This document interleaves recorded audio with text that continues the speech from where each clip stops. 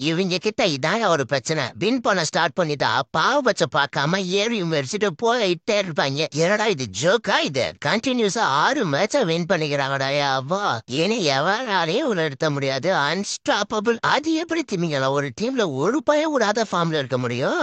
Batting bowling fielding ஏமாடியோ ஏமா என்ன ஃபார்ம்ல இருக்கணும்டா எல்லாரும். இந்த ரோஹித் சர்மாவோட வண்டியை நாங்க வேற தெரியாம ஸ்டார்ட் பண்ணி விட்டோம். இப்ப எவனாலேயே நிறுத்த முடியல. இந்த ரெக்கல்டன் வேற எம்மைக்குன்னு அளவெடுத்து செஞ்ச பீஸ் மாதிரி ஆடுறா. இதுல ஸ்கை வேற ஏன் தெய்வமே எப்படியா உன்னால மட்டும் இவ்வளவு ஆட முடியுது? இன்னைக்கு ஹார்திக் பாண்டியா வேற பார்ட்டியில ஜாயின் பண்ணி போட்டாப்ல. சரி, இவங்க பேட்டிங்ல தான் ஃபேக் பாம்ல இருக்காங்க, பவுலர்ஸ்ல அவ்வளவு பாம்ல இருக்க மாட்டாங்கன்னு அந்த பக்கம் பார்த்தா இவங்க 3 பேரும் அதுக்கு மேல சுருகின்னு இருக்காங்கடா. யாவா ஏன்டா டேய் ராஜஸ்தான் லாஸ்ட் மேட்ச் சூரியவன்சியால தப்பிச்சிட்டீங்க. உங்க சேசிங் லட்சணத்துக்கு எம்ப கிட்ட போய் சேசிங் எடுக்கலாமா? தலைவன் ஹிட் பயிர் உங்க டீம்ல தான் இருக்கான்றதை மறந்துடுறீங்களா?